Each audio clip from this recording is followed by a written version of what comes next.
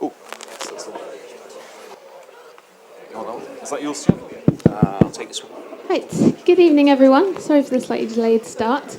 Welcome to tonight's event, which is in partnership with the Overseas Press Club. And I will hand over to Abigail Pester, who's their Vice President, and I'm going to tell you a little bit about them before we start. But before I do that, if I can just ask you to switch your phones to silent. And when it comes to questions tonight, if you can wait for the microphone because we are broadcasting live. So I'll hand over to Abigail first, and then we'll go to Stuart Hughes, who is chairing tonight's event. I'm Abigail Pesta. I'm a Vice President of the Overseas Press Club in New York, and I want to thank Millicent and the Frontline Club for partnering with us on this event tonight. It's not the first time we've teamed up. We also did an event in New York back in 2007. I'm happy to see several members of the OPC here tonight.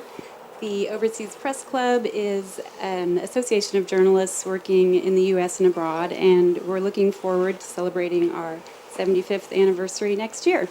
So we're here tonight to talk about an important and timely topic, and that's Syria. And I'll hand it over to our moderator, Stuart Hughes. Thank you, Abigail. Good evening, everyone. Welcome to the Frontline Club. We are facing competition this evening from not one, not two, but three other events taking place. The Foreign Press Awards in Piccadilly. Some friends and members of the Frontline Club are nominated there, so good luck to them.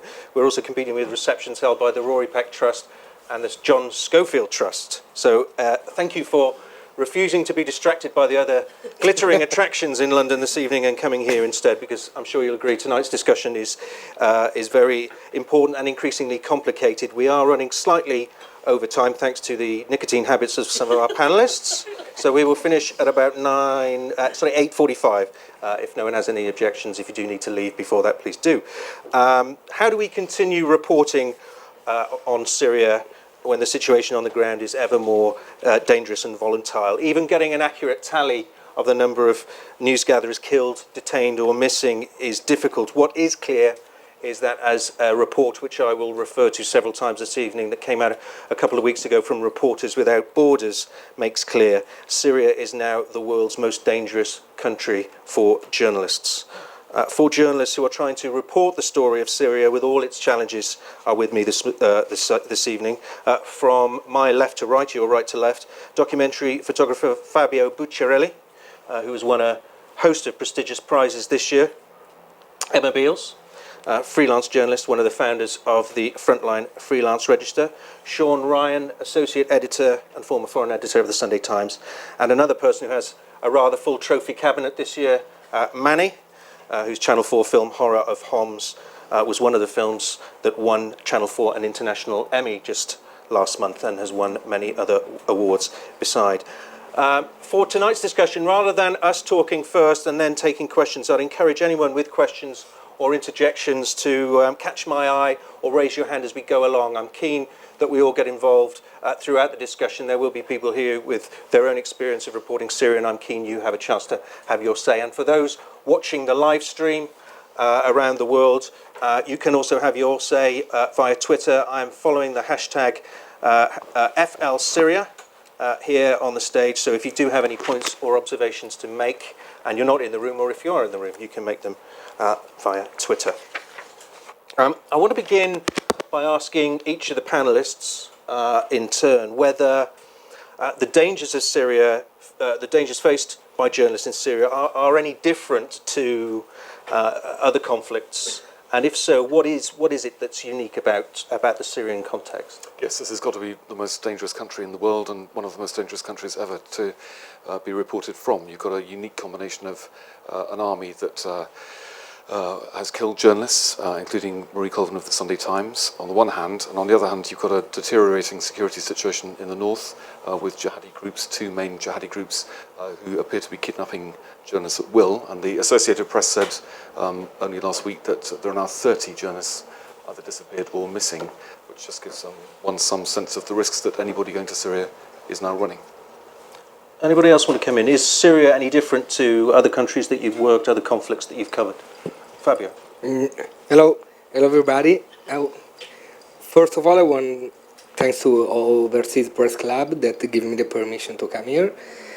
And sorry for my English, but I had to switch my mind because I'm living between Spain and Italy.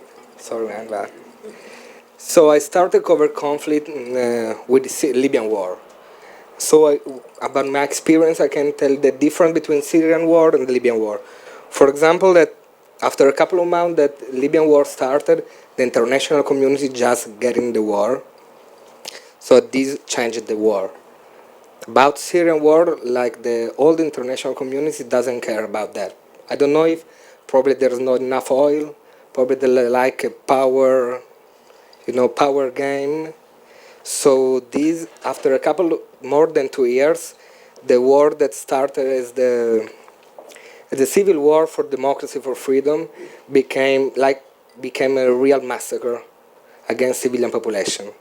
So, in my opinion, that this is the problem that the international community didn't do nothing before now. And how have the dynamics changed in the time you've been covering Syria? Because there's a general consensus that the situation on the ground in Syria now is very different to the situation that you would have faced 3 months ago, 6 months ago, a year ago. What's changed? The change for this reason, because now there are a lot of jihadistic groups that are involved in the Syrian war. Before there were the fighting between the Free Syrian Army, the rebels, the revolutionary forces, against the government. But now the Free Syrian Army don't have enough power to fight against the government. So jihadist group coming from Pakistan, coming from Iraq, coming from Afghanistan, just get the control of the area. They have more logistic, they have more power, they have more weapons, so they have more possibility to fight against Assad. Manny, when you were covering Homs, 18 months or so ago, it was the focus was very much on the Free Syrian Army.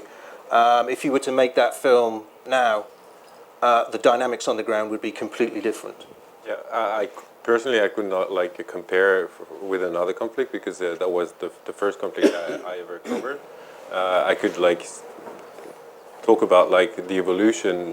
When I started working in Syria in October 2011 and then throughout 2012, of course there was danger, but at the end of the day, the people that were around me, I could somehow trust them. And now what's evolving, what has evolved is that you don't know who to trust, and the dangers that you're facing are really much closer than they were before. Before it was mainly the shelling, the snipers from the regime side, when we were covering the opposition side. And that you can deal with it somehow, but if you don't trust the people who are really close to you, then it's really, really complicated. Emma, do you want to pick up on that question? Who do you trust? Who can you trust? Well, I think the problem now is that even if you trust certain people and you go in with them, some of those groups are now fighting against other groups. So it doesn't matter that you're going in with, last time I went in with a group called Liwa Al Tawheed. They potentially don't have the power, either militarily or politically, to overcome the groups that would seek to kidnap you. So even though you may trust the people you're specifically with, whether they have the ability to keep you safe or not is a completely different question. And if you're talking about the difference between potentially being injured, where there's a specific process and set of things that you would go through to get better, you would be taken to a hospital and there's treatment, and there's doctors for that sort of thing. What you face now is being kidnapped, which is an entirely different proposition. It potentially has no end. It's hugely resource intensive, and you're looking for contacts, your own contacts, your colleagues' contacts, to try and get you out of that situation. And it's an entirely different proposition than the potential of being shot or shelled. Because in the 10, 15 years that the hostile environment courses have been more commonplace for journalists and increasingly for freelancers. The focus has been very much on first aid training. How do you patch up a wound? How do you dodge a bullet? You can have all the training you want and all the flak jackets and helmets you want. It's not going to stop you from getting kidnapped necessarily. This is a completely different threat. Yeah, it is a completely different threat, and you can't necessarily guard against it. You can take all the precautions in the world, but at a certain point there's not much you can do. And you can have two cars full of armed men with you, but whether or not they're going to fight for you, and whether you should reasonably expect them to do so is questionable. And then once you are taken, it's resource intensive on your colleagues, on yourself. It's at the moment some of these kidnappings are ongoing for months and months and months. And to me it's entirely more terrifying, the concept of being kidnapped, than how close you go to the front line and things which you have a degree of control over. And for those of you regularly going in and out of Syria, how does the rise of that kidnap threat, the increasing prospect of a kidnap threat, change the preparations that you're making before you go into the country? For people in the room who are thinking of starting a career as a foreign correspondent, how does your mindset change in what you're preparing for before you go in, given that you're more likely to be kidnapped than you are to get shot? Yeah, the point, man, that you cannot do nothing against the kidnapping. You can prepare doing training course, so you have to do that if you want to cover conflict, but you cannot do nothing against the kidnapping. Probably you cannot go in that kind of zone that one of your colleagues that have been kidnapped. You can trust some people that have worked with your colleague for sure, but you never know, you know. Probably you arrive in checkpoint, there are news to a checkpoint, they're gonna kidnap you. This is the point. So it's better think before if we have to go there or not. Manny, do you want to come in on that, the kidnap threat, how that's changing the preparations that you make? I mean, now I don't see any reasonable report from Syria in those places where kidnapping are really a high risk. It wouldn't make any difference to me how hard I could try to prepare. I cannot trust the people who would know that I'm there and that they will give information to kidnappers. So I'd rather focus on areas where kidnapping is not such a high risk. So it is becoming in some ways a lottery. Something like that, man. I mean, what we use it to do, Stuart, like, if I arrive before, I give the right contact for the fixer, for example, for the driver to the colleague they want to go after. And if my friend go before, they're going to pass me their contacts. So in this way, we can, you know, get the right contact. But after that, you never know. Perhaps in some ways, Sean, the situation was more traditional in the sense of, you know, we've just been talking about kidnap, but in the sense of the biggest threat when Marie Colvin, who worked for the Sunday Times, when you were foreign editor, was killed by shelling, a more perhaps traditional conflict threat. Hindsight is a wonderful thing, but looking back on February last year when she was killed, would you have done anything different either before or after than you did at the time? Well, obviously, with hindsight, she wouldn't have gone in the first place, but she was well prepared, she was very experienced, she was well trained, she had the right equipment, she had the right communications, and she had a good support network of people who had taken other journalists in before her to the city of Homs and who then were looking after her as best they could. What we hadn't appreciated, perhaps, was that the media centre where she was based would come under attack, whether it was because she was there or because a lot of activists have been uploading material to YouTube from there. We don't know.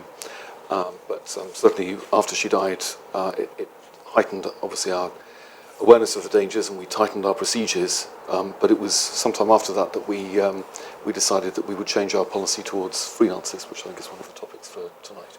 I will come to that in a second. I just want to give you a right to reply. And I don't want to become too focused just on Marie Colvin's case because we're talking about wider issues than just one person. But I think it's only fair you get a chance to respond to a question raised by Judith Matloff in the New York Times, because I think it does point to wider issues, cultural issues, preparation issues. And the quote is, "Why did the Sunday Times send a correspondent with a severe drinking problem on such a dangerous assignment?" As somebody who sits at a desk, or not just the desk, but is making deployment decisions about correspondence, how would you answer that question? Well, Marie had a drinking problem, but she was in very good state of health when she went on the assignment. Otherwise, we wouldn't have sent her on previous assignments, or when she proposed previous assignments, and we hadn't been happy. We did not send her. She was on excellent form when she went into Syria. She was very alert. All her emails to me, because we communicated mainly by email, showed that. And the photographer that she was with, Paul Conroy, if you were here, could vouch for the fact that she was on very good form. She was doing extremely good reporting. She was laughing and joking with him in the quieter moments, and she used to tell me that she did not drink on assignments, and I've no evidence to the contrary. as I say, I don't want to get too focused just on that one individual issue, but on the wider issue, as a former foreign editor, do you have a duty or a sense that sometimes you have to rein in people's instincts? And given the situation in Syria is becoming more volatile, would you, as an editor, when approached by an ambitious, competitive journalist, sometimes say to somebody, "It's time to step back"? Absolutely, yes. So after Marie died, we were very keen to continue covering Syria. It seemed like the most important story in the world, and we weren't going to stop covering it because of one reporter's death, but the options for coverage were fairly limited. We're very fortunate to have one correspondent who can get visas to go to Damascus almost at will, so we used her, but there was a reporter who offered me a story 3 months after Marie died, a wonderful story about a Free Syrian Army commander who was living in a cave and controlling his little unit in northern Syria from there. And it was like a bat cave with all the communications gear at his disposal. The copy was great, the reporting was terrific, the pictures were good, so I was very happy to buy that story. But then he contacted me a few weeks later from Aleppo offering another story about a cameraman who was with the FSA on the front line. And it just seemed to me crazy that this reporter was running that degree of risk to cover this cameraman story. It wasn't a story that was worth any degree of risk, it seemed to me. But I also felt that if I hadn't paid him so well for the first story, he might well not have gone to Aleppo and put his life at risk. And at that point, I felt that we were taking reckless chances with freelancers if we gave them an incentive to put their lives on the line. And we decided as a paper that we wouldn't commission work from freelancers unless we knew that they were very experienced and well able to handle the situations. I will follow up on that and also the issue of incentivization, because I think it is an important one. But there's a gentleman towards the back with a question there, and I'd like to... Just returned, in fact, from Syria, and indeed from the Bat Cave that you mentioned there, which is in a town called Krafenbel in the north and east of Syria. One thing I just want to point out, first of all, is there is absolutely no alcohol to be available in Syria anywhere. I searched high and low a couple of times, very late at night, and there's not a drop of alcohol to be had. That's one thing. The other thing is that the fact that it is more dangerous now than any other country currently at the moment is because of the number of extremist groups that are all running around, setting up roadblocks. I think it's about 100,000 extremists there now, 10% of who are ISIS, which is the Iraqi mob, and Syrian mob, who they're the most dangerous, and they hold roadblocks between Aleppo and the border of Turkey now, and they will kidnap you. There are about 10,000 of them. There's about 90,000 of all the rest of them. The guys that you were with, Lawat Tawhid, they're probably the safest mob, and they can actually give you a bit of paper now that will actually get you through other extremist roadblocks if you're undercover by them. So you know, they are a good mob to get involved with. But the best people to get yourself covered with, if you want to go there, is the Free Syrian Army still. If you can still drive through a roadblock with the Free Syrian Army if you have them inside, if you're inside one of their vehicles. So that is the safest way to go. The other way you can do it is to get inside an ambulance and go through as an ambulance, a medic, dressed as a medic, or that's another possibility, which I did for once, and got into Sarakeb. Sarakeb, another town where, as you were saying, the media centre, where, you know, Marie Colvin was saying in a media centre. The media centre there, I was only allowed to go there during the day because they told me that if I stayed during the night, I stayed overnight in the media centre, I would have been kidnapped. They had a journalist that was in there, and in the middle of the night at 4 o'clock in the morning, a team of extremists, again with Kalashnikovs, and none of them aged much above the age of 16, they're all about 16, 17, 18 years of age, burst in there and kidnapped a Polish journalist who's never been seen again since for the last 4 months. So he's just been released. He He escaped a couple of weeks ago. Yeah. Did he? Yeah. Oh, fantastic. I didn't know that. Well, wonderful news. Thank you very much. Okay. Thank you for your point. I mean, the gentleman seems to be suggesting there are still, if not good ways to cover Syria, there are ways of covering Syria. Is that fair, or do you think that it is becoming too much of a lottery? I think it's dangerous to assume that any of those ways are foolproof. I know that at least one or two of the ways that you have described have been ways that other people have been travelling who have been kidnapped. So there isn't a hard and fast rule that says if you do it this way, you are not going to be kidnapped. or taken at a checkpoint or arrested or whatever the situation is. There isn't a way that you can stitch up as guaranteed. I want to return to the issue of incentivization and what you said to me, Fabio, in an email you called freelancization of the Syrian conflict, and return to the point that you touched on, Sean, that after Marie Colvin's death, the Sunday Times decided not to take material from freelancers that you didn't know. Talk us through the discussions that went on in your newsroom that led to that decision. I simply felt that the reporter who was offering me a story from Aleppo, which I didn't think was worth any risk, wouldn't have offered it to me if I hadn't paid him in the first place. So I probably paid him quite generously for a very good story, which was an excellent page lead. And at the time that I took that story, he was out of the country, so I felt that I wasn't putting him at any risk in addition to what he'd already run by taking his story. And it was only when he offered the second story from Aleppo that I realised that I had actually given him an incentive to go back, because there he was, he'd gone back at his own expense, but he was now offering me the story, expecting to get money from our paper. And I felt at that point that it was just irresponsible to give any freelance in that position an incentive.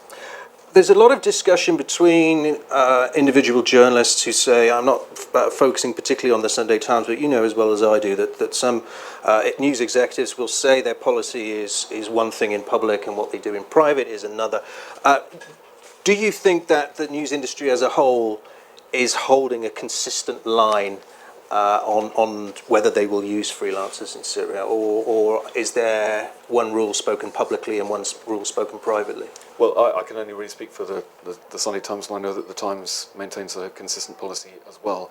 I've read that the BBC and the Guardian and the Independent, one or two others, have said that they would not take copy from freelancers, and then, particularly after the gas attack, were putting out the word that they were looking for freelancers in the Damascus area. And I can understand why, in a desperate situation where nobody really knows what has happened, and you feel that you need to know the truth, that you would grab at any straw. But I feel that as a newspaper we've been consistent.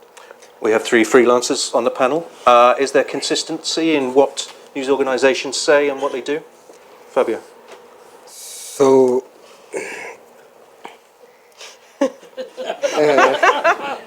It's only us. It's only us. You're fine. Speak freely. I think that the most information came out from Syria during last year came out from freelancers. And now, for example, all the big prize from photography got freelancers.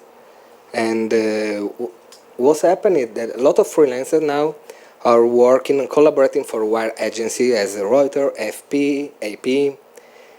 And I already come back from Syria now, from the Kurdistan side. I worked for FP again. FP asked me for a vest, and I have a vest, and I put the vest on you. And they asked for me insurance. I did the insurance with the Reporters in Frontier. So I worked with that.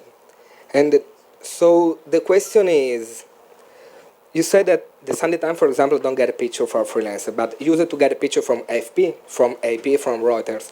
But you know exactly, all the people know exactly that a lot of people that work for that kind of agency are freelancers too. So looks like that I don't want to get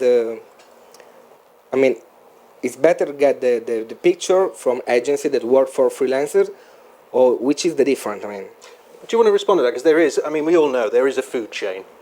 You may not commission that piece directly, but you subscribe to AP just the same as we do at the BBC or AFP. So if a photo is taken by a freelancer that ends up in your paper through an agency, you are in effect taking freelance material. Well, we're buying the picture from the agency, and we're not commissioning the photographer. Therefore, we're not giving the photographer an incentive to do that work. Can we continue just on that point, that what is said publicly and what is said privately, are they the same thing, or are they two different things in your experience, Helen? It depends on the organisation. I would commend the Times in that they have applied their policy consistently. I haven't come across instances where they haven't, whereas some others seem to apply it in a very ad hoc fashion, and I think that's a Do you want to name any names? No. I don't. It's worth a try.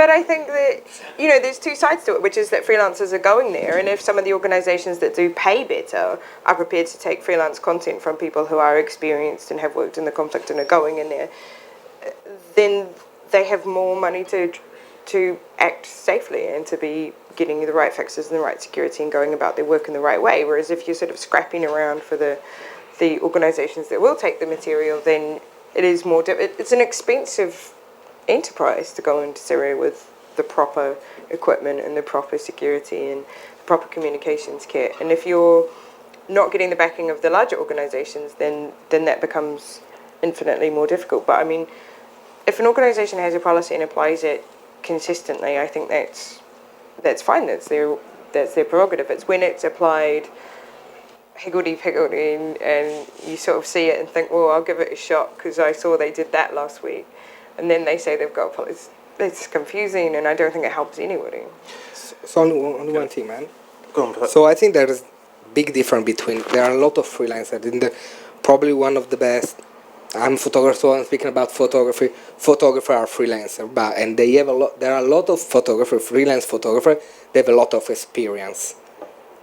But there are a lot of journalists, we talked about this before, that, I mean, want to do like a big jump in the photojournalist world, want to do like big name in the photojournalist. They think, okay, this could be my world, and without experience, without logistics, without no idea about how covering war, go to the conflict zone. So I think that inside the freelancers now, the editorial business is just going down. So a lot of people are freelancers, are good freelancers. So I think that inside the freelancer, there are big difference between the people that can work as freelancers and the people that improvise themselves as freelancers too. And we will talk a bit more about that, jumping in at the deep end issue in a moment. Manny, did you want to come in on I that? just wanted to say, like, what you said, like, the best work that came from Syria mostly came from freelancers.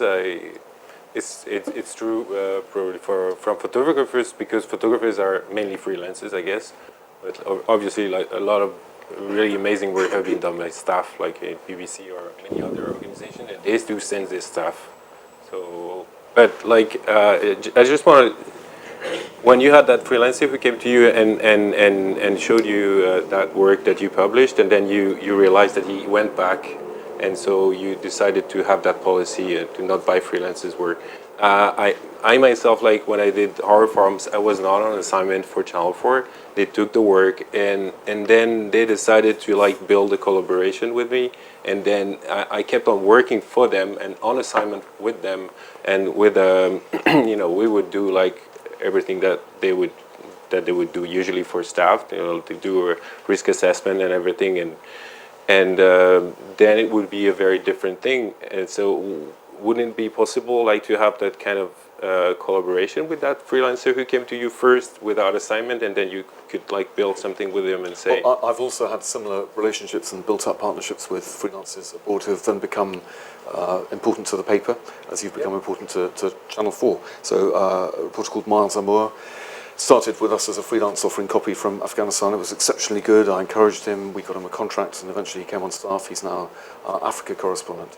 And if I hadn't taken the copy initially, we would never have had that relationship with him, or we would never have helped to build up his potential. But I just think that Syria is a different order of magnitude of danger. So after the incident that I've described, I discussed with the foreign editor at the Times, the late Richard Beeson. We agreed that we would take this approach. It was then endorsed by executives on the paper, and that remains our policy.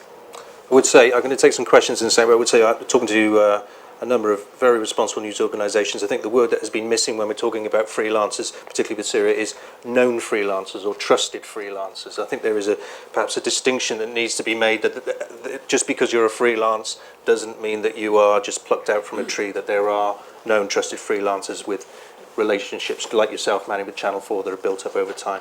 I know we've got a couple of questions, one at the back, one at the front. Any other questions on the issue of freelancers and incentivization? 1, 2, 3, 4. Sorry, Millie. Hi, Fada Jassim. I'm just wondering whether or not, picking up on the reliance of freelancers, particularly in Syria, whether or not if during, the beginning of what we can call maybe the revolution or civil war in Syria, if there had been more broadcast or print journalist organisations setting up base in Syria, that may have changed anything.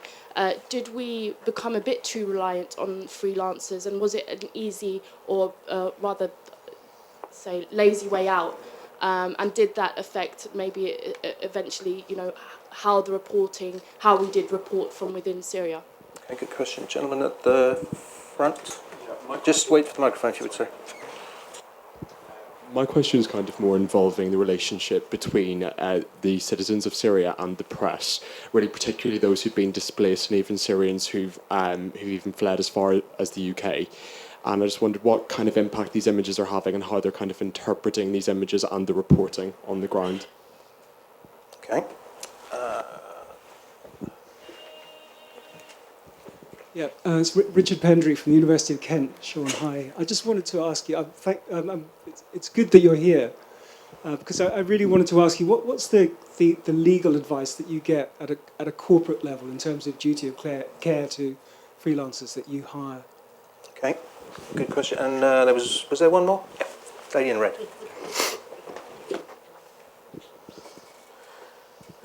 Thank you. I actually had a very similar question. It was about how, back to the question of kidnap. First of all, who's responsible for helping any freelancers who get into a terrible situation? And then secondly, I'd be really interested to hear from the panellists about what they think the motivation for kidnap is. I don't think it's clear why these things are happening, and I'd be really interested if there are different views on that. Okay, 4 very different questions, and I will let whoever wants to jump in. First of all, did news organisations undercommit to Syria and rely too much on freelancers up to a point where now actually our job is made more difficult because we didn't put in the resources early enough? Sure, maybe that's No, I don't think we did rely too much on freelancers because we really depended on our own staff going in and out at the Times and the Sunday Times. I talked to fellow foreign editors at one point about whether we should set up a little base in northern Syria. It was an idea from another foreign editor, but we took advice on this and we were told that it would become a magnet for troublemakers, whether on the Syrian army, should they overrun that part of the country, or from the jihadis who are already making their presence felt at that stage. So we didn't really feel that we could be based as a group of Western journalists in Syria, no. Second question was about how the images coming out of Syria are being interpreted by the people of Syria. Who wants to jump in on that? Emma? Well, when we were talking earlier about progression of the situation inside, I would say that that's one of the things that has progressed the most. So when I started covering Syria, there was a lot of goodwill towards the press. There was a lot of willingness to be involved to tell the story, because there was still a belief that it might change something, that to broadcast what was happening inside the country would have an impact, because how could it not? It's so terrible. And now there's a general sense of hostility, I think, even amongst reasonably moderate Syrians. Not all of them, obviously, by any stretch of the imagination, but they become more and more hostile towards the press because we've been turning up there for however long and absolutely nothing has changed. So these terrible images of young children being gassed and things are broadcast everywhere, and yet nothing has changed. So that has really impacted the way that people feel about the press and about the way that the conflict is being reported. They're becoming quite cynical about the impact of that, I think. There's a quote that I was going to keep until later, but it seems like a good time to bring it in. It's by Luc Mathieu from Libération. He's quoted as saying, "My work as a journalist has achieved nothing. Everything has been written, documented and filmed, but it hasn't meant anything." Do the panel share his pessimism that your work isn't achieving anything? It's quite a pessimistic thought. I think that no journalist ever think that his picture can stop the war. You know, the picture I do is like to make the people conscious what is going on there. And if there are only one people that after saw one of my images can think about what's going on in Syria, I'm happy with that, you know. I think that there are no journalists that go to the front line because they want to stop the war. Do you share that? Do you share Luc Mathieu's pessimism, Manny, or do you think that your work can continue to make a difference? And if not, then why would you keep doing it? Well, it's a very long process anyway. It's just like stories after stories, then something will come out. And as Fabio is saying, you never know what's the impact of your stories, the stories that you bring back, but they have some impact on individuals or on organizations, on policymakers sometimes, and I think it's worth doing it. So, even if it's in terms of like NGOs who are providing aid, I mean, how could they do that if people were not informed?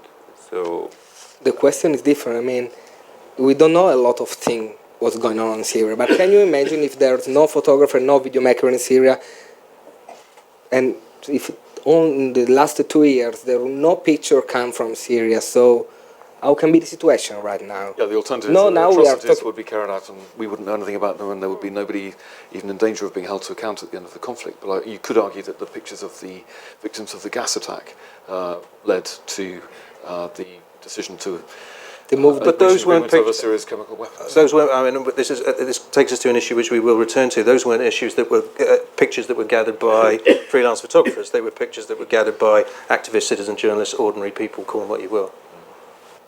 Nevertheless, broadcast by mainstream media. I think that had a profound impact, the pictures from the gas attack.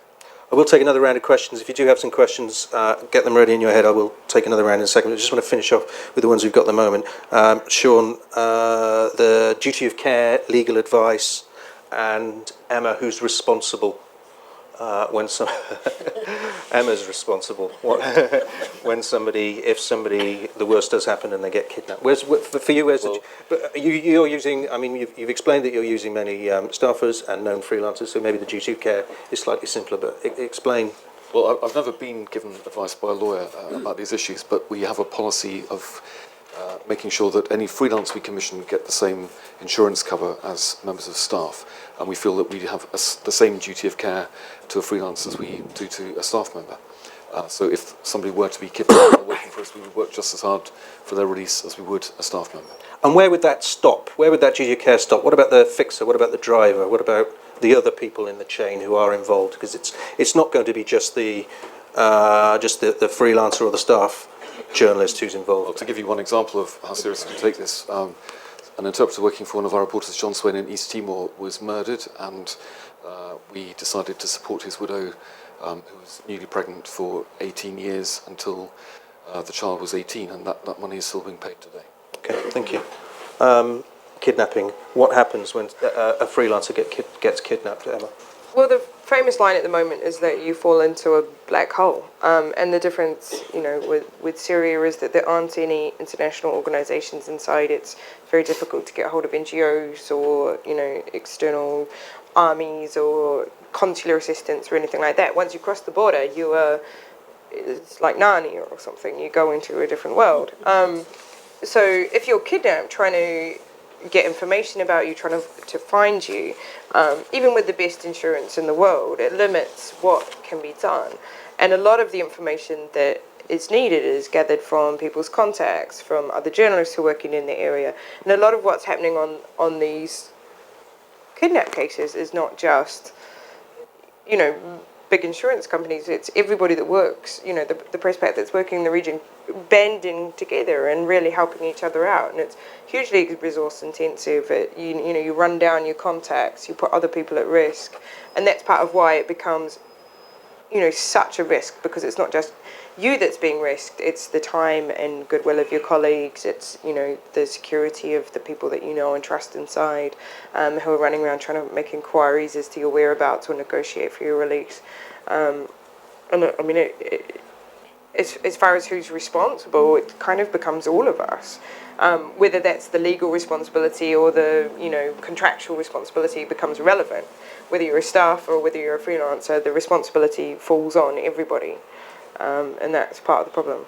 And talk a little bit about the duty about the duty of care that you see of the freelance community as a wider whole. You helped set up the Frontline Freelance Register in part to try and create more of a sense of community and shared responsibility. Do you think that message is getting through? Do you feel that you have a duty of care for another freelancer in the same way that Sean's organisation would have a duty of care for one of their staff organisations? Because in some ways, the time that you're spending trying to track down somebody who's gone missing is time that you could be spending writing, taking photographs, earning money. Yeah, but the way that we assist other colleagues isn't, oh, you're a freelancer, so I'll help you, but you're a staffer, so you've got some insurance and an editor, so I won't give you the information that I've got that might help you. That's not how it works. And as far as duty of care, like if FR doesn't take on duty of care for freelancers, and a lot of the work that is going on with colleagues helping colleagues inside of Syria isn't associated with any particular organisation or because of any formal duty of care to another person, but just because someone has the contacts or has done it before or happens to be working on something that they feel like they should take that on. I mean, it's all done very informally, and that's kind of part of it. And there have been some suggestions that there is a gap in the journalist protection piece for some more formal organisation, be it an NGO, a non-profit organisation, designed to focus on that side of things, the kidnap and ransom side of things. Do you think that that's realistic? Well, specifically emergency intervention, wider than possibly kidnapping specific, the actual, intervention, because everyone has a particular mandate and it's founded on certain lines or, what can be done in certain hours or with certain budgets.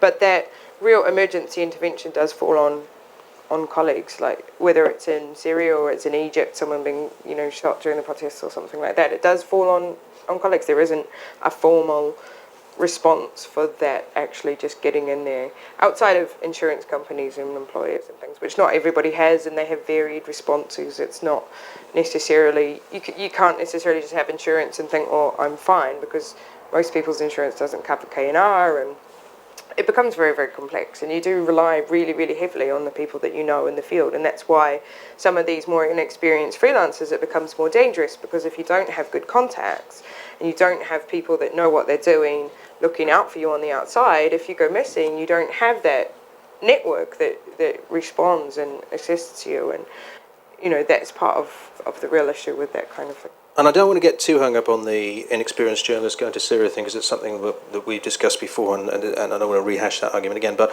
I do want to pick up on something that Rory Peck Trust said in August, which to some people is quite controversial, which is, freelancers, do you really have to go to Syria? And actually, for a freelance organisation representing freelancers to raise that question was potentially a difficult one, because they're potentially saying, do you need to earn a living? Do you think that message is getting through to people? I think the question they asked is valid, and I think that as journalists we should be asking ourselves that before we go to all sorts of different places. What are my motivations for going here? What's the story? Like Sean was saying, is this a story worth putting yourself at risk for? Am I going here on an ego trip because I want to jump a few levels? Because those aren't the things that are going to keep you warm when it goes wrong. So the question that they're asking people to ask themselves is an entirely valid and sensible one for anyone to ask themselves, whether it's Syria or Do you think it's being heard, though? Do you think people who maybe a year ago would have been tempted to go to Syria are now thinking more carefully because that message is getting out there? I think it's starting to get out there, and some of it has been the press around the kidnappings, which possibly we've reached a saturation point with that particular conversation. But I think that it's starting to get through, and people are starting to think, well, actually, hang on, this isn't one or two unlucky people, I'm not the exception to the rule. This rule seems to be expanding, and it's a lottery, like you're saying. It's not, if I do something wrong, I'm the silly Billy that gets myself in trouble. It's widespread. Fabio, did you want to come in? You had a point to make? Yeah, because we are talking about kidnapping, but who gonna kidnap the journalist? This is big difference between Syrian war and other war. Because now in Syria the situation is totally confused. We really don't know if there are some jihadist group that kidnap people, if there are Assad army that are kidnapping people, there are Shabia, there are pro-government soldiers that are kidnapping people, or normal thieves that are kidnapping people. So to answer the question is difficult, because we really don't know. Because probably in other war, in other places, happened in Afghanistan, if some Al-Qaeda related group kidnap people, after that gonna ask for something. But it's not what happening in Syria now. So who's gonna kidnap the journalist? Have we got any more questions before we move on? Fada. I just want to pick up on something Manny said earlier about trust and how the trust changed a lot for you and how basically you found it difficult to trust the people you were working.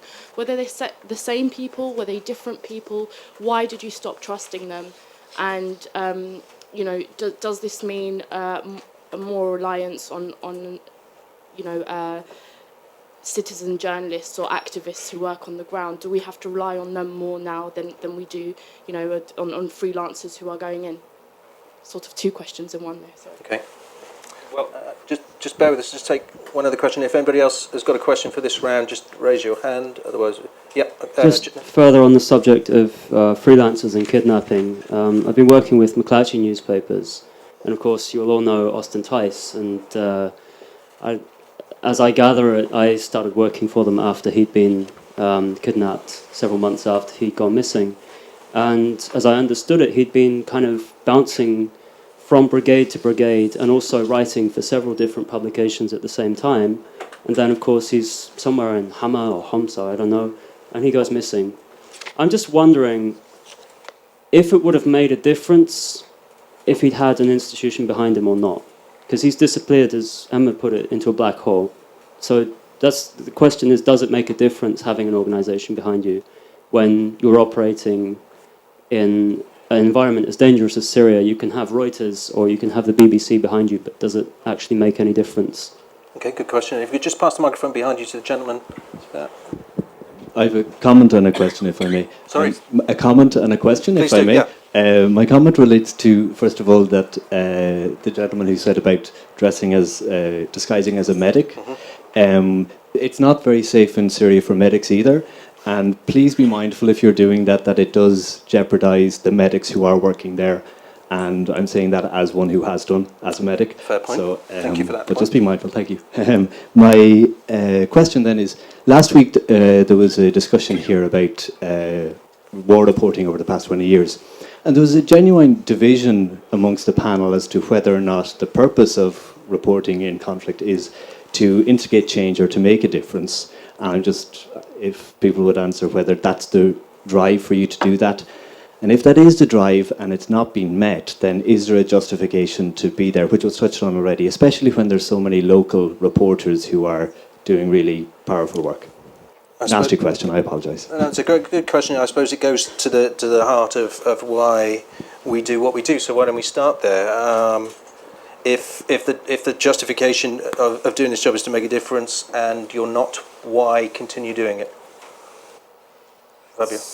Yep. Is it the awards? No, I want to start answering what you said. I'm totally agree about you said about don't wear medical stuff and go into the field as a medic, as a doctor, and don't go into the field as a soldier too, you know. And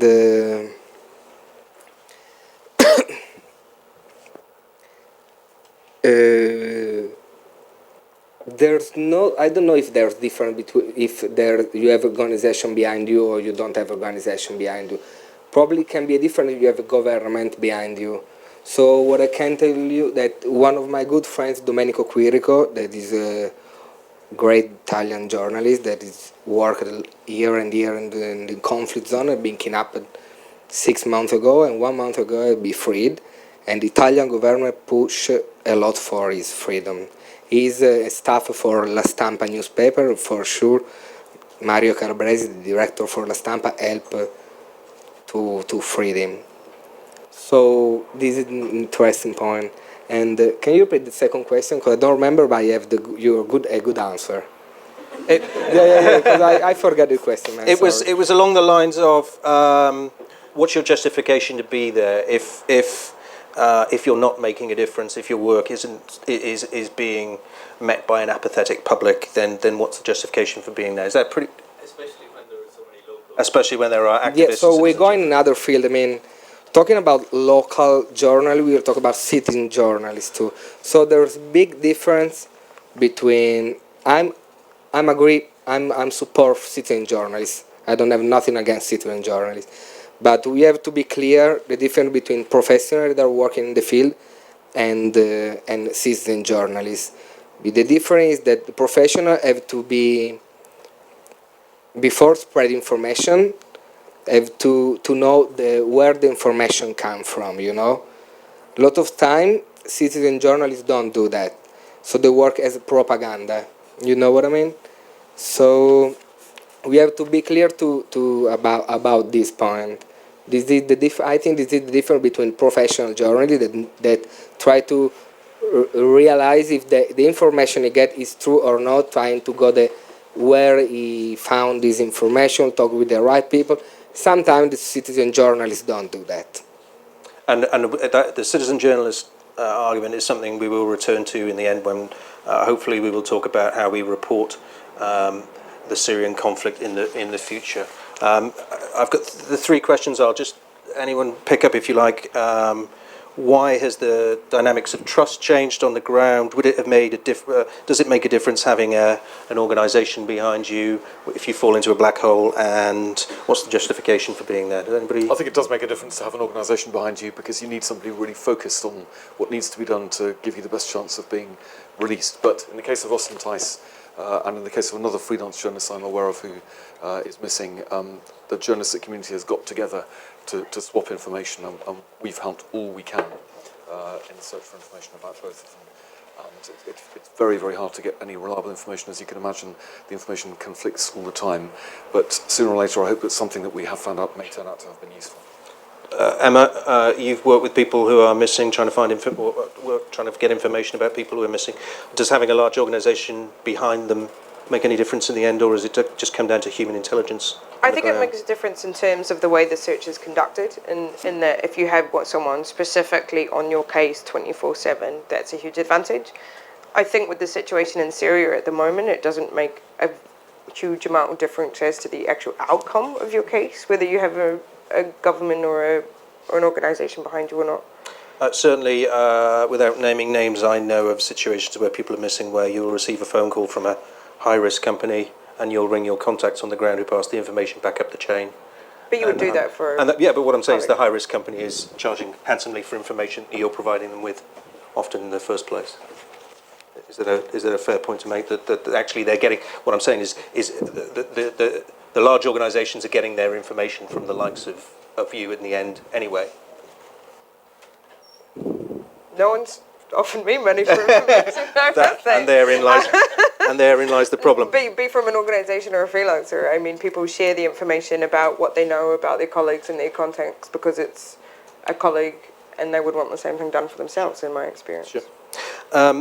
Emma, you were quoted in a New York Times article a couple of weeks ago by Bill Keller. He said that news organisations were increasingly reliant on what he called the replacements. They took all the risks but had none of the rewards and the support. Do you feel like a replacement? A replacement for what? A replacement for a staff journalist with a pension and all that goes with it. I think there's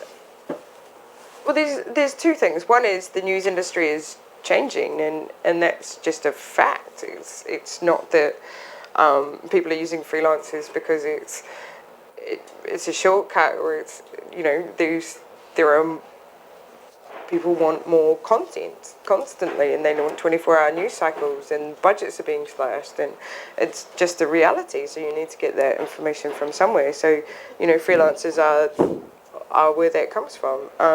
Because in that article, the term "the replacements" was used, if not as criticism, it was almost saying that this increasing reliance on freelancers is a bad thing. Does it necessarily have to be a bad thing? I don't think the tone of the article was to say it was a bad thing. I think it was to say that there is, when there's a lack of responsibility taken, that it's a bad thing, and that the increasing reliance on freelancers shouldn't come with a decrease in responsibility or care for the people that are working with you. And that's something that hasn't really been worked out either by freelancers or all news organisations yet, and it would benefit everybody to be able to sort of come to some nice arrangements about how that works, because, you know, ultimately it's not just freelancers saying, you know, I feel like a replacement.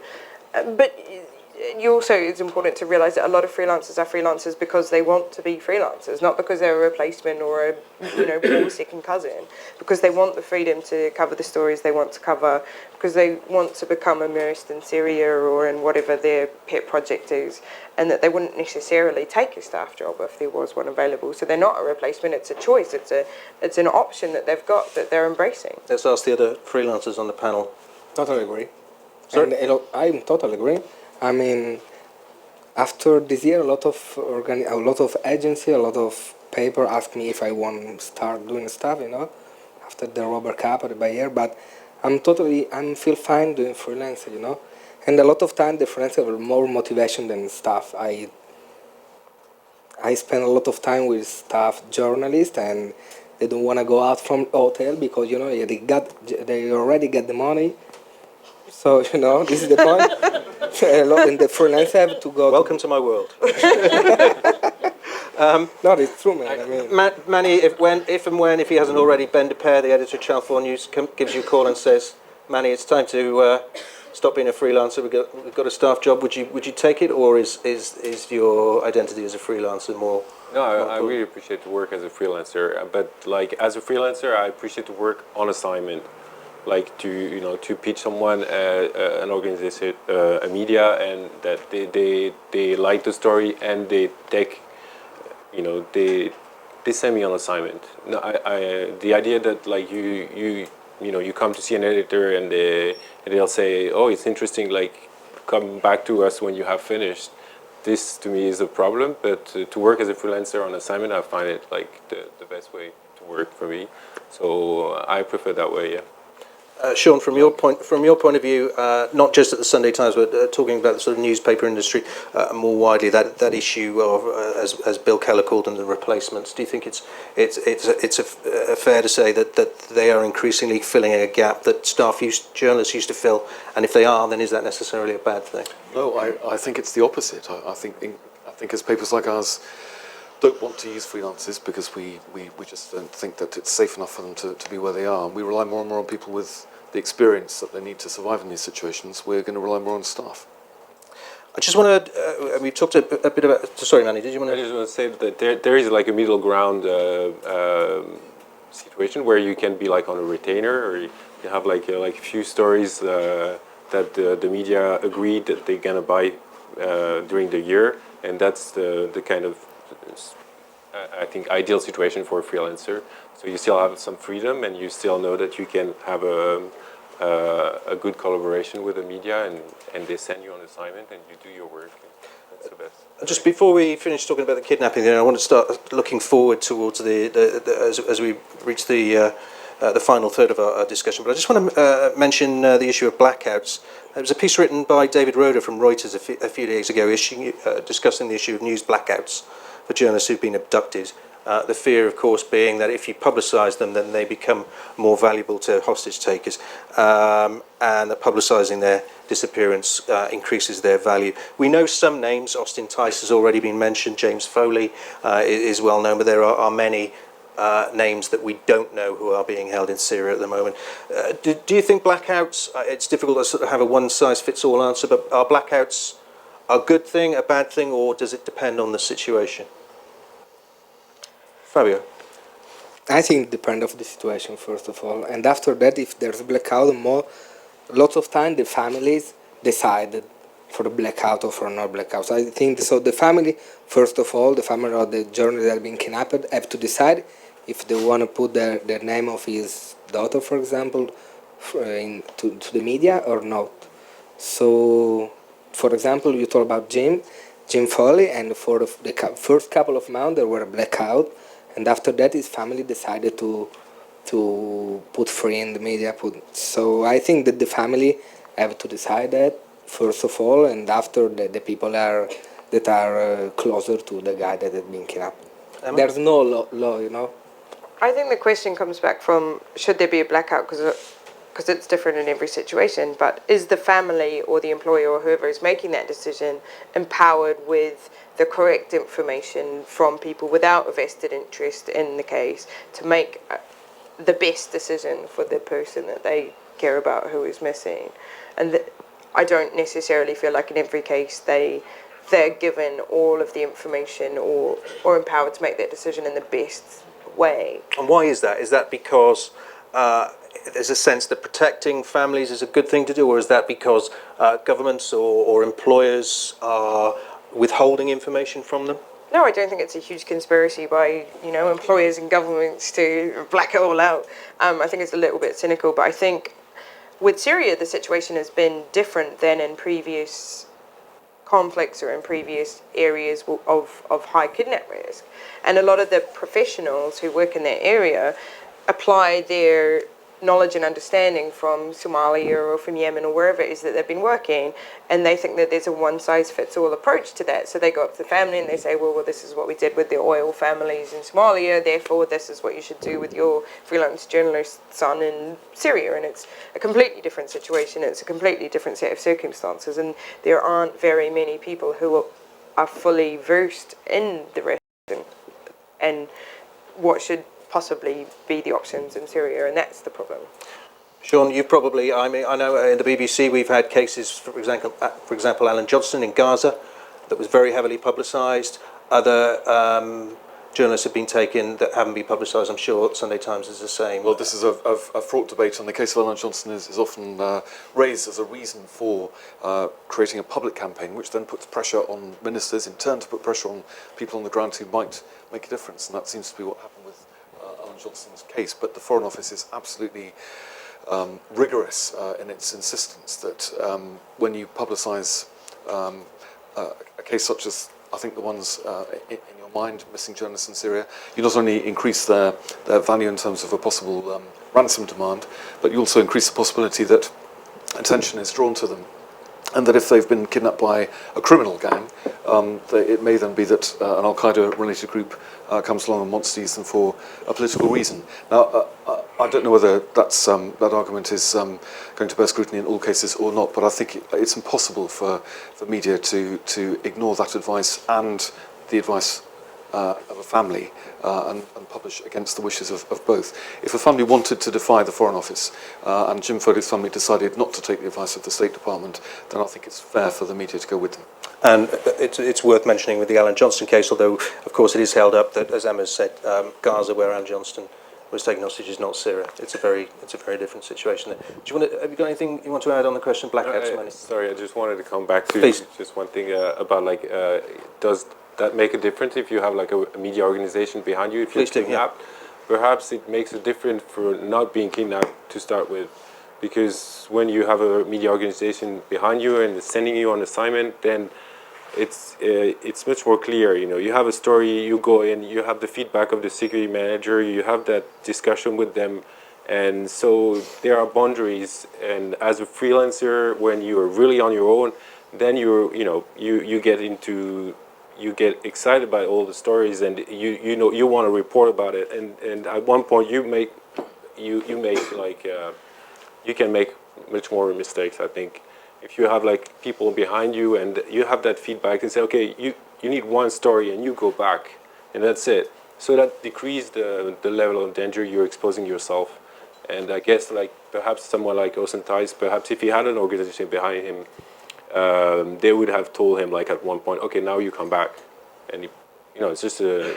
And is there, Sean, as somebody who is, if you like, out there as a freelance who can go from story to story to story, is there value in having somebody at the end of a phone, a foreign desk editor in London, somebody you built up a relationship over time, who can act as a bit of a sounding board and you can say to you... A common conversation would be, I'm thinking of going somewhere, well, what do you know about the route? What do you know about the way out? Who's going to be looking after you? These things have gone through in some detail. And then a judgment has to be taken about whether a story is worth the risk. And often that's discussed not just by the foreign editor and the reporter, but by the foreign editor's editor before a decision is taken to go on a very dangerous assignment. So that chain of command can... I think that chain of command gives some protection to the reporter. But we also have things like what our security people call communications protocols, where you have to agree when the next contact will be, and then you have to agree to escalate action accordingly if the contact is not made. That means if somebody goes missing, we know about it pretty quickly. freelance goes missing, you might not know about it for a day or two. As somebody who also works for a news organisation, is there a danger that that protocol can become, for want of a better phrase, arse covering by people who actually are very far from what's happening on the ground? There's also the question of anyone working in Syria should be working under that sort of protocol at the moment, freelance or not. You know, just because you're freelance doesn't mean that you're not checking in with your colleagues on a regular basis. You know, most of the people I know who are going in now, if they've taken, there's a window of an hour or two because they are working under really strict sort of protocols. So having a system is not something that's purely the preserve of staffers. Okay, I want to start looking forward to the future and how we continue to report Syria as we reach the end of the discussion. If anybody's got any questions now, do jump in, otherwise we'll move on. Yes? There's a couple on Twitter if you want to thank bring them in. There's Brown Moses, who I'm sure the panel will explain who he is, but he's asked, how do they think the media organisations can work with and support people like me now and in the future? Good question. Thank you, Elliot. I'm glad you're watching. We will give you a wave and come to you in a moment. Matteo Congagali has asked, how do the panelists respond to the claim Syria is a YouTube war? And that's it for now. Okay. Elliot Higgins, Brown Moses, I'm sure most of you are aware of his work. If you're not, you should be. He is what I call a citizen expert. He is somebody who has built up a great deal of expertise in the area of weaponry. And he has done so largely on his own from his house in Leicester, and it's only latterly that he's received the publicity that he deserves. Publicity is yet to be turned into finances. Take note, news organisations. How can we, Sean's probably one for you, how can news organisations that are relying on these individuals' work support them? I don't follow the question.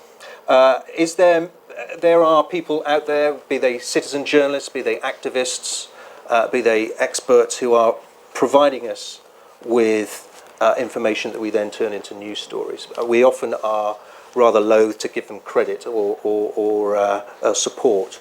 Do you think we should be doing more for the citizen activists, the citizen experts, the citizen journalists who, let's face it, are providing us with an increasing amount of our coverage? I can't recall working with them, to be honest, at all. And I think that in Syria, where activists are increasingly at risk, the same principles would apply as far as I was concerned, that it would be reckless to endanger somebody by commissioning them when you don't know what risks they're running to give you the information. And the question about the YouTube war was, is Syria becoming a YouTube war? One thing that I always notice every evening when our prospects coming from Reuters, where they have a prospect for the next day, Syria social media cover. Are we relying too much on citizen journalists for our coverage of Syria? Nobody want to come in on that? No. I already told what I think. Okay, let's move on then. I want to look forward, and it's difficult at the moment to have a large amount of hope as far as Syria is concerned. But a number of people I've spoken to in recent days have raised the question of whether Syria, on the ground reporting from Syria, is becoming impossible, whether Syria is becoming unreportable. What do you think about this, panelist? Are we going to reach a point where getting into Syria, gathering news is just going to become impossible? Fabio? This is a difficult question, man. How can we report from Syria now if...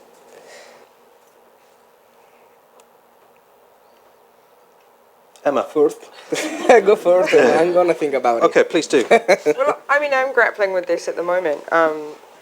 So I'm based in Turkey on the border, and I'm writing about Syria and trying to work out how I can write about Syria every week without going into Syria.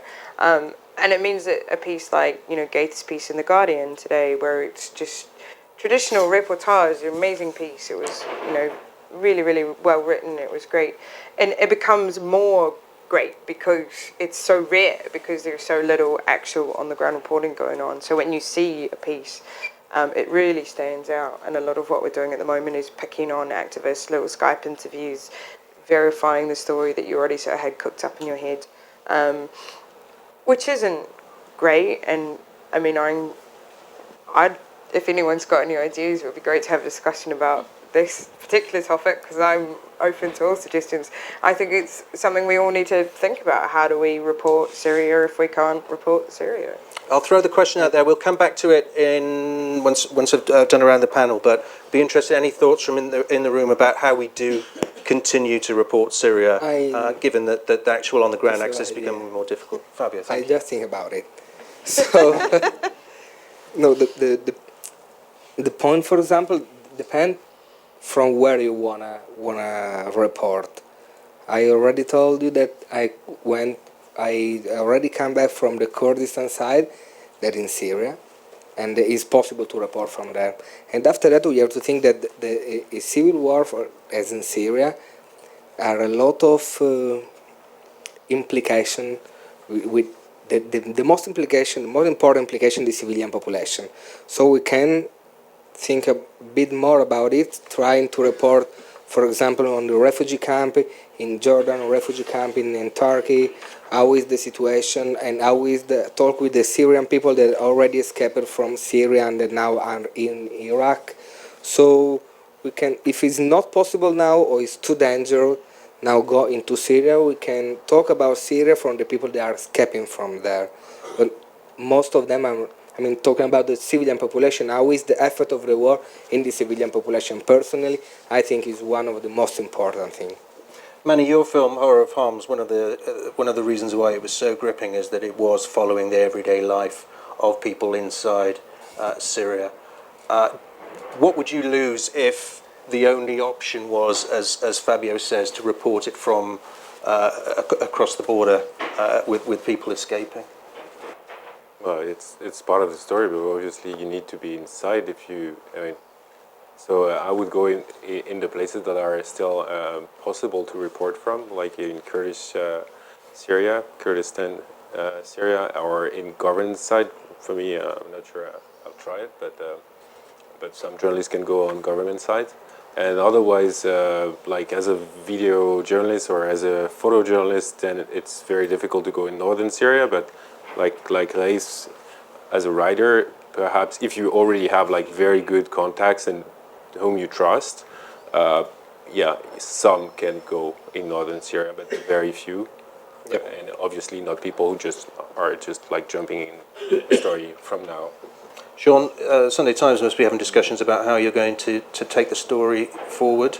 What are your thoughts on well, how? I've mentioned already that we're in a very privileged position of having Hala Jabba, who is able to get visas more or less when she needs to go into Damascus. And sometimes she can be there very frustrated, unable to do much reporting because there are so many restrictions. And there are other times when she is given extraordinary access to things that are happening on the front line in Aleppo, for example. And that makes it very well worthwhile. But apart from that, we don't want to send anybody in without a visa, and our reporting is going to be confined to reporting from the borders. And you can find out a lot about the suffering of civilians, which I agree is very important to continue to highlight, from Iraq and from Lebanon and elsewhere. I've given you a moment to think, and Emma is open to ideas about how we report Syria in the future. Now's the time to raise those ideas.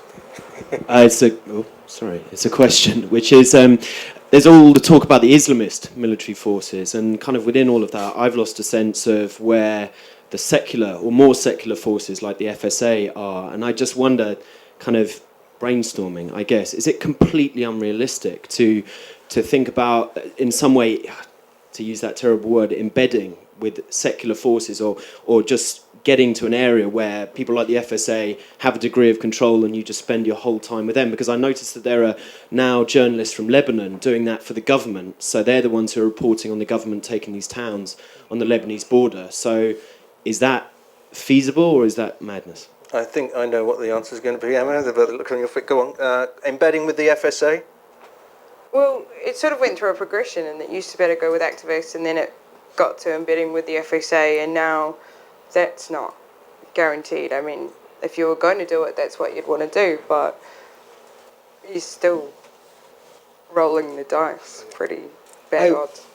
I worked embedded with FSA for a couple of weeks in Syria, but 1 year ago Now the situation is different. The FSA have enough power. They are enough power to control the field. So is that true everywhere? Or are there places yeah, and after that, if you are embedded with FSA, I mean, you can go to Aleppo with FSA. You can do it. You have a good counter experience, but you can go there. But the problem is that if the FSA cross like Al-Nusra checkpoint, so probably they're gonna kidnap you. I mean, they're gonna kidnap you, you know. So the FSA cannot. What about in the south? Because I read somewhere that in the south there is, that the Islamist groups are far more concentrated in the north than at the south. It was a crisis group report, and it was a few months ago, but it was saying that the Islamists haven't quite established a presence there, and is that there are more viable, or?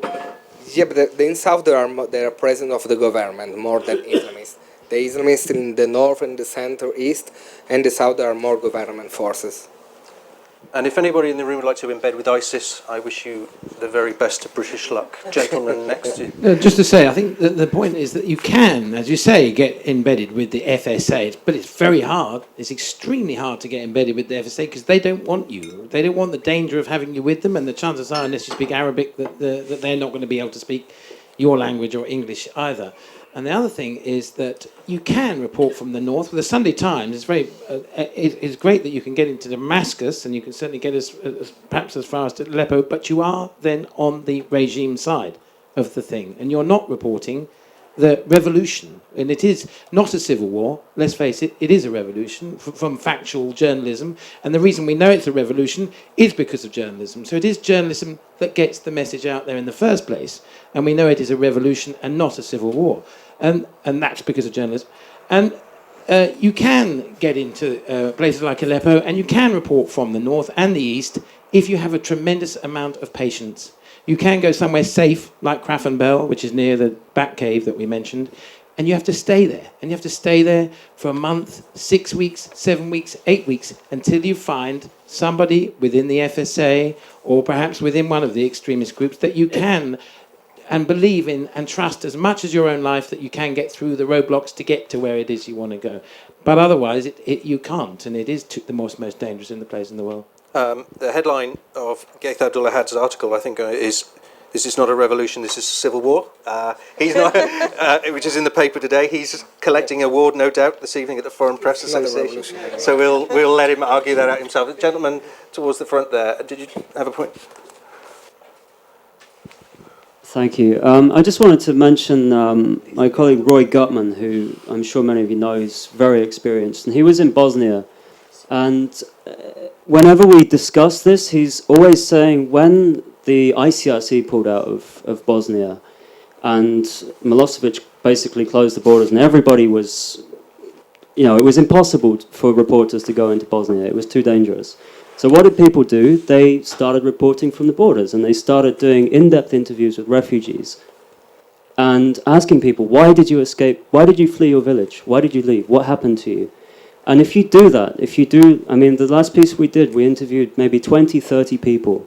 We got very in-depth interviews. We got a lot of facts from fighters, from refugees, from state media. We were watching YouTube videos. We got satellite pictures. And if you can do that kind of in-depth investigation from lots of different sources, I think it's possible to get a good idea of what's going on. Now, obviously, we've got photographers here, and I know you guys, you can't do what we writers can do in terms of you have to be on the ground and we don't. But I think unfortunately, that may be I'd love to hear your opinion, Sean, particularly. Is that the direction that things are going to have to go? And is that a viable way of reporting? Yeah, I think we do have to piece together the information from any source that we can, but we have to be very careful about how we present information from, say, something we've seen on YouTube, because we can't corroborate that piece of film was taken at the time when it's stated, and we know nothing about the circumstances, we know nothing about the person it's coming from. We'd have to say that we cannot corroborate that claim, and that undermines what you're reporting. I think what you're talking about is a pattern emerging from a number of interviews where you can really get some sense. So there was a massacre in one Syrian town, and a lot of disagreement initially about how it had happened, but it became apparent over the course of about 2 weeks from dozens of accounts, pretty much what had gone on, and then one newspaper, not mine, did a pretty good reconstruction without having been on the ground. I agree with you. I think that has to be one of the ways that we use. Would any of you be happy spending your time on the border taking photographs of refugees escaping, or will that always feel like second best to you as photographers, filmmakers, journalists? I did it. Yep. You would be. I already did it. Yeah. Yep. Would you be happy continuing to do it and in doing it increasingly regularly because of the difficulties of access? I'll try to find the right access to get in. Emma, you've purposely based yourself in Gaziantep for partly for this reason, to cover the story from a distance. I know you've only recently moved there, but do you sense that it will be a frustrating assignment, being at one remove from actually what's happening, corroborating things from a distance, being a bit of a distant witness, if you like? Yeah, of course it will. And like I say, I'm going to be sitting there waiting for the moment to appear where it's okay to get in.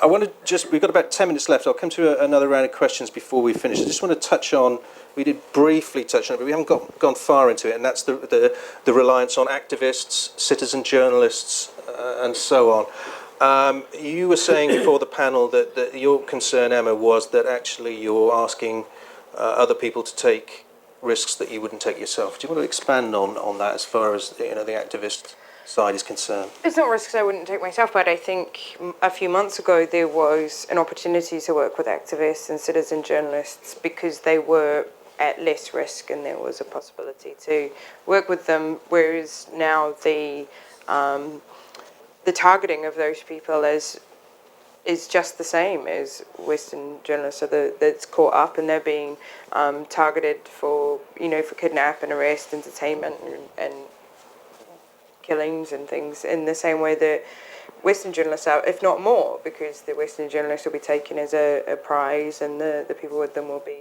targeted, or the people working for them. So it's not that you're asking them to take risks that you wouldn't, you're asking them to take risks that are unacceptable to ask someone to do. And Sean, from your point of view, there will be editorial implications as well. I mean, there have been discussions about, can we, for want of a better word, subcontract some of our news gathering to people on the ground, to activist groups, to citizen journalists, to individuals, and encourage them to take a more central part in our news gathering. Talk us through the editorial, ethical implications of doing that from your perspective. Well, as I've said, I think that it's unacceptable because they will be at the same risk as a freelance would be if we sent them in, and it would be a risk that we couldn't quantify. So this is not something that we do. Another word that people have mentioned, we've talked about people like Elliot Higgins, Brown Moses, who has been collaborating with news organisations. He's been taking his expertise and combining it with information in the ground. We are in a competitive business, but is there a space for more collaboration between all of us who want to try and report what's happening in Syria to their best advantage? Are we still operating too much as individuals? Are we going to come to a point where we all have to sit down and say, hey, how can we do this together? Yes, I got together all the foreign editors a few months ago from newspapers, radio and TV, and we agreed to share information about risks, for example, and that means that some of the competitiveness that you would traditionally see in these situations have been replaced by a spirit of cooperation, driven by the acute awareness that we had to do everything we could to keep people as safe as possible. What about, everyone I've spoken to, especially sort of award-winning journalists, as soon as you start talking about pooling information, pooling resources, maybe sending in somebody from a rival organisation rather than yourself, suddenly you see their eyes glaze over. And it sounds great in practice until it comes down to actually somebody else getting an award rather than you. How far can you go down? I'm not talking about pooling stories. I'm just talking about pooling information about getting from A to B and what's the safest way and who can you trust as fixers. I think that's happening more than has happened in the past. But Wraith and Halajaba are not going to be sharing their information. They're going to be competing as they are competing tonight at the Foreign Press Association for the award. And may the best man. Won, by the way. Have we got the result yet? I'm sure somebody can find out. It's possibly still warming up. Anybody else got anything to add on the collaboration issue? Is there room for more collaboration? Anybody else? It's collaboration. I mean, working with other freelancers, we are like a family. I mean, we collaborate a lot between each other. We've got less than 10 minutes left. I'll take any other questions that we may have. Richard again. Sorry, Richard, I didn't mean again. Lady at the front. Anybody else got any questions now? Speak now, and gentleman in the back. Okay. I know that Elliot Higgins of Brown Moses that we've been talking about has been talking to people at Google had a conference a couple of weeks ago, and there were software developers that were looking at ways of mapping conflicts and mining the data and extracting the metadata out of videos and lots of other online stuff, and so there are people that are looking at that. I mean, that's an interesting point. One of the things I think that was particularly noticeable about Elliot's work is that Elliot, in collaboration with Human Rights Watch, many of you will have seen the work that they did investigating the Ghouta gas attack, completely drawn from, or almost entirely drawn from, online video when the UN weapons inspectors actually went in and got on the ground information. Their findings were almost identical. So do you sense, Richard, there is a if it is, as somebody mentioned earlier, if we are a YouTube war or certainly a more electronic war, do you think there is room for innovation on the technological side to try and get information out?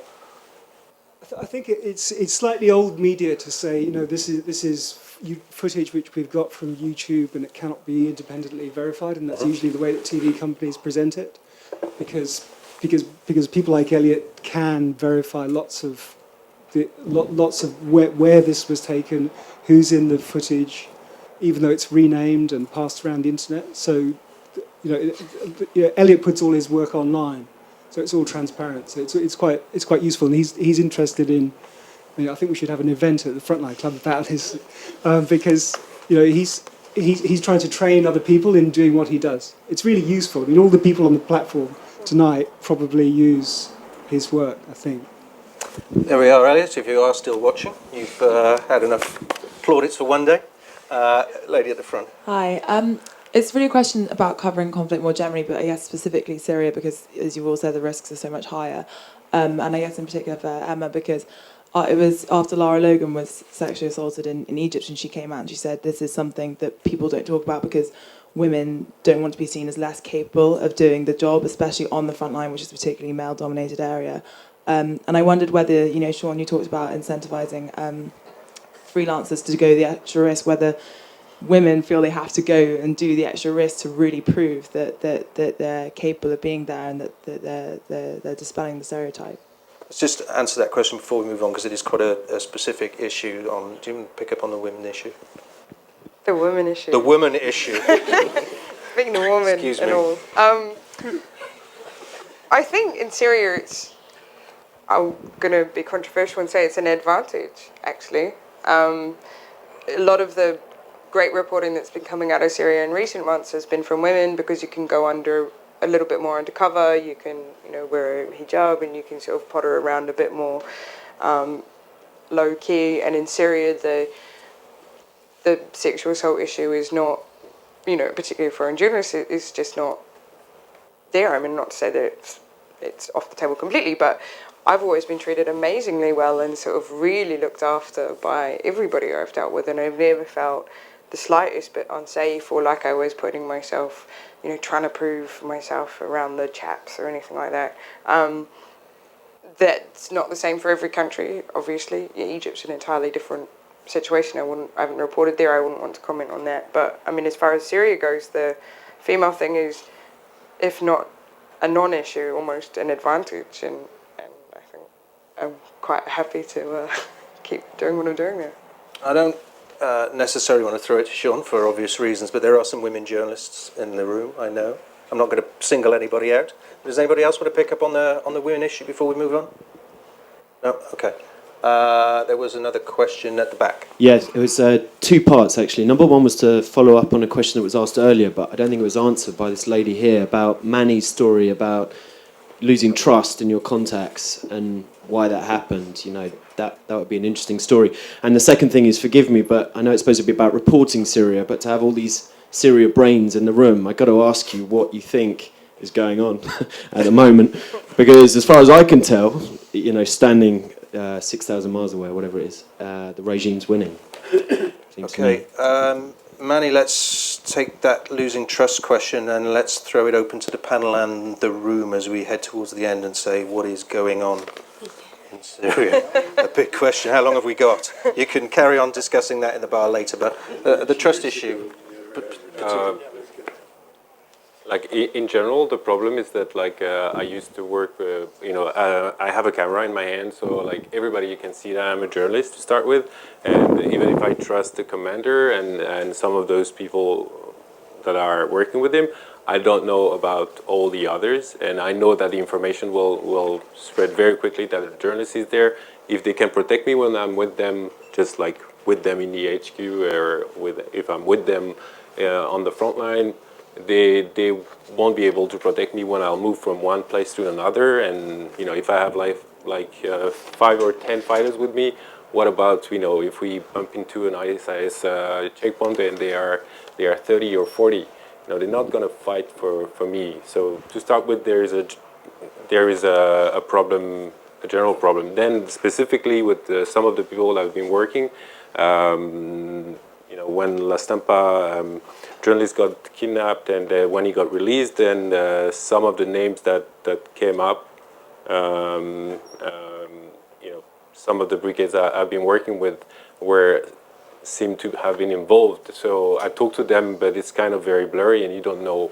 So you start to lose trust and you don't really know who is who, and because they could easily be involved in this kidnapping for money, for whatever. So I don't know. That's why. Thanks, Manny, and that brings us to probably what will be our last question. It's probably a debate in itself. Syria, what's going on?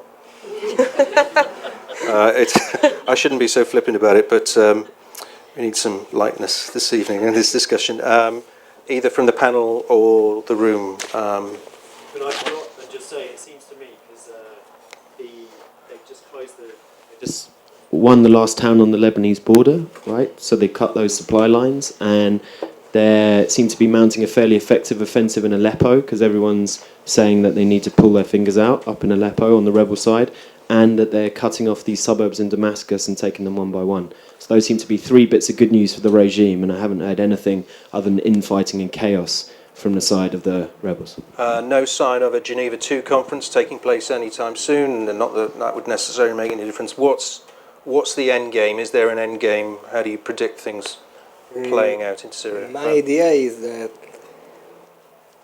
I think the Assad is over. This is what I think personally. It's over. I mean that probably not now, but it doesn't have the support of its population. This is what I want to tell you. But the point is that not if Assad gonna win or the Free Syrian Army gonna win. The point, what's going on is what's gonna be Syria. I think this personally. I think that Syria can be. It's difficult that Syria can be a democratic state soon. Syria probably can look like Iraq, as Baghdad, that there are 2 cars bombed a day, because there are a lot of jihadist group over there, and this is what's going on in Syria. So the point is not who's going to win the war, but what can be Syria in some years. Emma, do you see an end game in sight? Not an obvious one. No, I mean, and rather than talking about who's going to win the war, I think it's important to talk about who's losing the war, which is the people who aren't, the extremist jihadi groups. It's not the government. It's the people who are, the 2 million refugees. It's the civilians who are sitting in the middle. The people who started the revolution, the activists, are now sitting in Turkey sort of drinking themselves to death because they're just utterly heartbroken by what's happening, and the entire narrative is about who's going to win ISIS, what's happened to the Free Syrian Army.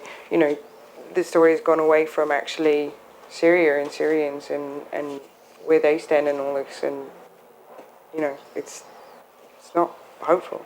Sean, do you see any hope?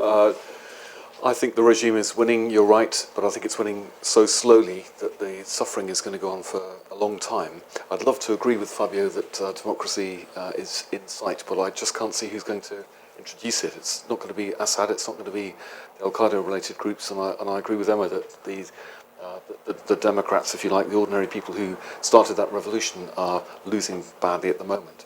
And until their voice can be heard, I just don't see too much hope for the foreseeable future. Manny, do you see any calls for hope? I just read the article that Reis wrote in The Guardian. And This is, if you haven't read it already, I'm sure most of you have, is an article which you can read online by Keith Abdul Ahad, in which it's in The Guardian and it's online today. It's a sense of desperation, really, as the conflict tracks on. one of the commander that he's citing, it made great sense, like by saying like we're just wondering, or the issue is like, is Syria going to be like 10 states or is it going to be 3 states? You know, I see like more. I hope 3 states, not more. But I don't see how, you know, Assad can win the rebels, or on the other side, I can't see the rebels winning the Assad government. But I just hope like inside the rebel areas, it's not going to be like total chaos for. Thank you, Manny. I always try and end on a positive note, but I thought it would be wrong and inappropriate to end on a positive note as far as Syria is concerned, and I think the comments you've just made reflect that. So I'm sorry to send you away without an upbeat message. I'll just send you out with a quote which perhaps sums up the discussion. It comes from Marie Colvin, who we've discussed this evening, who knew better than anyone the risks of bearing witness, and she was speaking in St Bride's Church 3 years ago, said, "Someone has to go and see what's happening. You can't get information without going to places where people are being shot at and others are shooting at you. The real difficulty is having enough faith in humanity to believe that enough people will care when your file reaches the printed page, the website, or the TV screen. Let's hope that we can continue to go to those places, and when we come back, that people will care enough to watch and listen." Thank you to the Overseas Press Club of America for their partnership in tonight's event, and thank you to our panellists, Sean Ryan, Fabio Bucciarelli, Emma Beals, and Manny, and to the audience as well. Thank you very much.